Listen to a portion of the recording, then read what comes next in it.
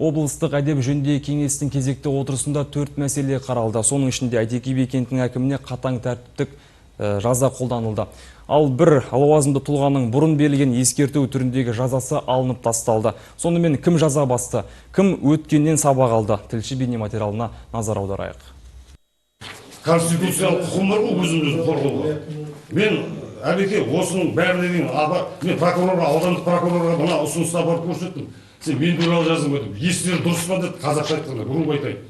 Мен мамандарға шара көрдік жібердім ғой, тәртіп кеңеске жібердім болса өзім жібермеймін ба деді. Қазір бір жақты менің ізімде қудалау болып жатыр. Күзден бері. Әдеп кеңесі мүшелерінің алдында эмоцияға беріліп шырпыр ақталып жатқан Әйтеке би кентінің әкімі Жарасқан Мұратбаев кент аумағындағы кейбір жеке тұрғын үйлердің нысаналы мақсаты өзгертілмей кәсіпкерлік нысан ретінде пайдаланып отырған азаматтарға әкім өз функционалдық міндетіне сәйкес тиісті шара қолданбай әкімшілік жауапкершіліктен құтылуына жол берген көрінеді. Алайда кент әкімі ол елді мекендегі 8 мыңнан аса құрылыс нысанын тексеруге мүмкіндігі жоқ екенін айтады. Кез келген үйдің есігін ашып, сіз оның нысаналы мақсатын тексере алмайсыз ғой? Тексереміз. Қалай тексересіз? Сізге ондай құқық берілген жоқ қой. Мен тексермеймін. Мен жаңа айтып даже комиссияда тексере алмайды. Сіздің тексеретініңіз, яғни сіз құрған комиссия немесе аудан, то есть кент әкімінің және кент әкімі қызметкерлерін тексеретін үйі, то есть ол нысаналы мақсаты өзгерген жер учаскелері.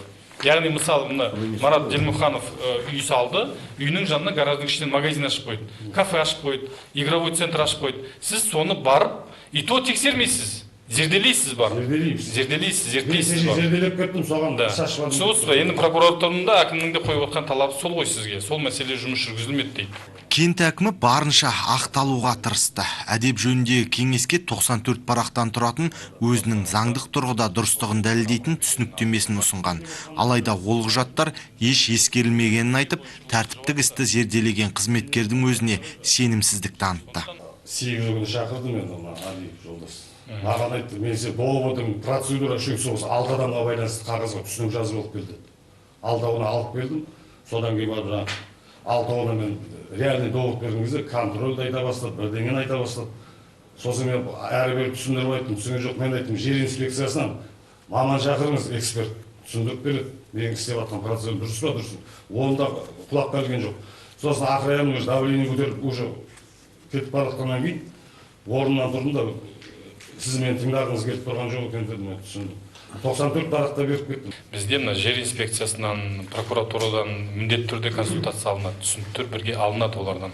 Сондықтан бір жақты шешім қабылданбайды. Өйткені әдеп жөніндегі кеңестің шешімі ол мына кеңестің мүшелерімен көпшілік дауыспен қабылданатындықтан оның артында үлкен сұранысы болады. Сондықтан қазір сіз тікелей айыптап отырсыз қызметкерді. Яке сіз орысша айтқан кезде қазір әдеп жөніндегі кеңестің мүшелерін заблуждение вводите. Неге?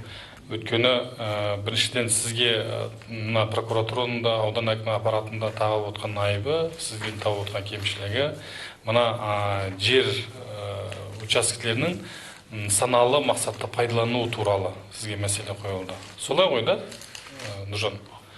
Яғни сіз жаңа айтасыз, мысалы Ерқатовтың үйінде анау кәсіпкерлігі, соның бәрін анықтау, зерттеу, оның кәсіпкер ретінде тіркелуі, оның бюджетке доход түсіруі, мысалы жердің нысаналы мақсатын өзгерту үшін арнайы көрсетілетін мемлекеттік қызметтің көлемі бар. Яғни сіз сол жердің әкімі ретінде, елдің басшысы ретінде қарамағыңыздағы халықтың не істеп не қойып отқанын толық білуге міндеттісіз. Алқалы жиында Қазалы ауданы әкімінің орынбасары әдеп жөніндегі уәкіл Әлімжан Жарылқағановтан кент әкіміне қатысты жауап алынды. Белгілі болғандай Жарасқан Мұратбаевқа бұған дейінде қызмет барысында сөгіс түріндегі тәртіптік жазасы қолданылғанын, соңғы кездері әдеп нормаларында бұзғанын айтады. Қазіргі таңда бір спорный мәселе болып жатыр, ол аудандағы қызметтік үйді жекелеуге байланысты. 16 жылы әкімдік жеке адамнан 6 миллион 200 теңгеге сатып алынған, 18 жылы бұны жекелеуге тамыз айында қалдық құны өтеусіз жекешелендірілген. Оған сәйкес қазір аудан әкімі аппаратымен тиісті жұмыстар жүргізілуде. Енді Жарасқан Нұрсұлтанұлы әрине орынбасарда болды.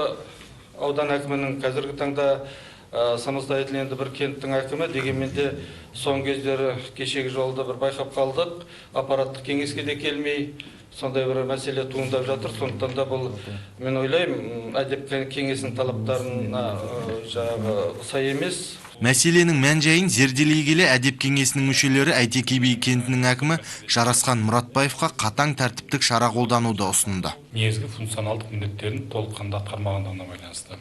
Оның үстіне бұл кісі бұған дейін сол аудан әкімінің орынбасары болды, осы салаға жетекшілік жасады. Мына кентке әкімдік жасауға үлкен сенім артты. Өкінішке орай, қазіргі таңда Жарасқан Нұрсұлтанұлы менің ойымша көбіне көп эмоционалдық әрекетке қазір жол беріп отырсыз осы жердің өзіндесіз. Сондықтан құрметті кеңес мүшелері осы азаматқа қатысты мынадай ұсыныс беремін. Мемлекет қызметке кіргелтіретін теріс қылық жасаған үшін қызметке толық сәйкес еместігі туралы ескерту түріндегі тәртіптік жазаны қолдану туралы шешімді дауысқа шығарамын. Мұнан соң күн тәртібінде облыстық экономика және бюджетті жоспарлау басқармасының басшысы Нұрғали Қордабайдың қаңтар айында берілген ескерту жазасын мерзімінен бұрын алып тастау туралы облыс әкімінің орынбасары Қуанышбек Ысқақовтың ұсынысы қаралды. Басқармадағы бұрынғы кемшіліктерді түзеп, қызметін ширатқан басшыға кеңес мүшелерімен кешірім беріліп, жазасы бір ауыздан алынып тасталды. Құрметті кеңес мүшелерімен осы азаматтан тәртіптік жазасы мерзімінен бұрын алу жөнінде ұсынысты ортаға дауысқа саламын. Жақсы, рахмет. Сондай-ақ алқалы жиында облыстық кірістер департаментінің комиссиясы жұмысының есебі тыңдалды. Мәселен, былтыр салық органында 120 қызметкер түрлі әкімшілік тәртіптік шараға тартылғаны әдеп кеңесі мүшелерін алаңдатып отыр. Бұзушылықтар орын алған болар, кемшіліктер орын алған болар. Дегенмен де қазіргі таңда мына профилактикалық шараларды, кадр тәрбиелеуді, кадрды даярлауды мәселесіне көбірек мән беру керек. Жалпы мемлекет үшін кадр даярлау өте үлкен қымбат шығын. Сондықтан да кадрларды қорғап, қолдап, оларды қадірлей білу керек, олардың бағасына жете білу керек кезінде жаңағыдай бір тәрбие профилактикалық бағыттағы жұмыстарды күшейтіп жұмыс жасау керек.